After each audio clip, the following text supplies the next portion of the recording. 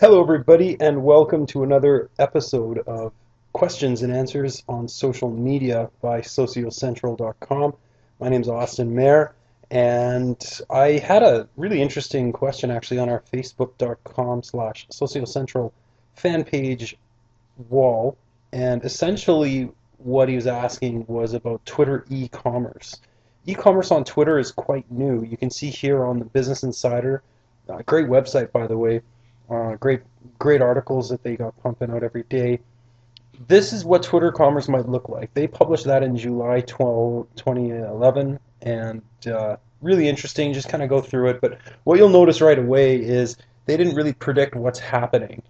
And I'll just kind of cycle through another article here. Twitter's new plan, commerce, same timeline, same area. It's July 2011. Again, CNN Money. Again, these guys didn't really predict accurately where this is headed. Hindsight's always 2020, obviously. So, just moving on. Really, what we got to do is we got to look at Twitter commerce from two perspectives. We want to look at it from an individual's perspective, and then also a business perspective. From an individual's perspective, you can get good deals, you can get pretty deep discounts, and at the same time, you might get a few more offers in your news stream that, well, Twitter stream in this case, that might annoy you. So it can potentially add to the noise.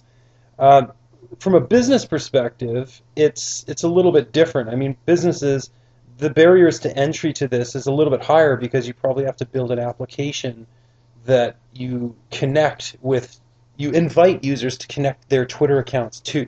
So they would connect to your corporate app that you've built. Here, Amex and Twitter have really nailed social commerce. They've come out with a new tool, and I'll show you it in a minute here.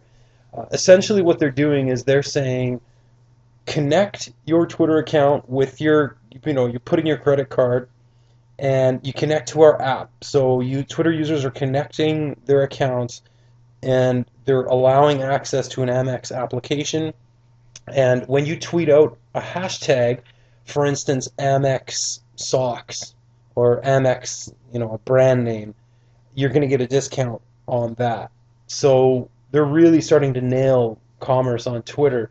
And just in terms of going back to the individual's perspective, there's an interesting angle here.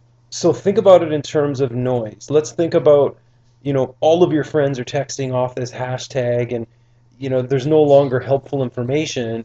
You're just basically looking at text messages that are deals and commerce related. Well, you might not really go to Twitter as much anymore. You might, use it less, but I don't think that's the case. What I would propose is that you let's say, go to a mall, you see a few advertisements around, and you put up with it. It's not a big deal. But I think Twitter could very well become the Times Square of commerce online. And what I mean by that is you go to a mall, there's a few scattered ads, there's some posters. Go to Times Square, New York, Times Square in Manhattan there, and there are billboards, there's screens, there's posters. I mean, everything's lit up. There's just ads left, right, and center. No matter where you look, you're staring at an advertisement. But people still go. They attract millions of tourists every single year.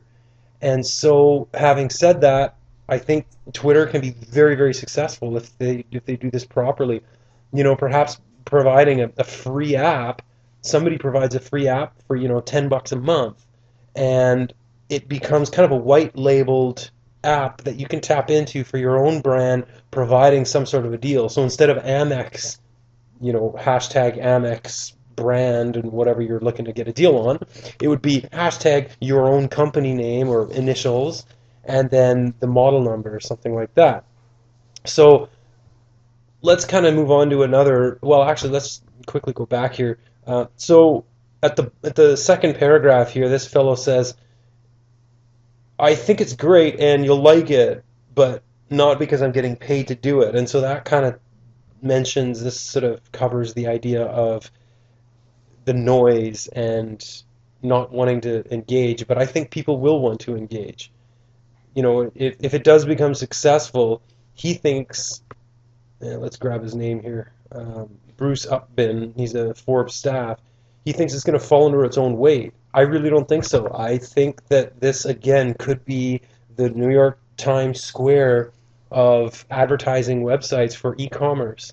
Twitter is very powerful. They have a lot of users coming to it, using it every single day, both mobile and on their desktop, and they really don't mind seeing a few ads every now and then in their stream. They're going to keep on using it. And if your friends are texting out, if your colleagues are texting out deals, you might tap into that if you have a personal account. Let's move on to another one. Our 10 favorite e-commerce Twitter accounts. And as always with all my episodes, I post these links in the description of the YouTube video. So you can get this one. This is by Building Keystones, and they've listed out 10 Twitter usernames, both personal and corporate brands on Twitter that they really have e-commerce Twitter down pat. This is the Amex, just before I finish up here, this is the Amex site for the Twitter e-commerce. It's just sync.americanexpress.com/Twitter, and you can check it out there. I believe they have a video, batting around somewhere in there, but you just kind of get a little bit more information off of that. So thanks very much for tuning in. Again, this is one more episode of Questions and Answers on Social Media by SocioCentral.com. Ask your question on the Facebook fan page of SocioCentral at facebook.com/SocioCentral. Thanks very much. My name's Austin Mayer, and have yourselves a great day, and don't forget to subscribe.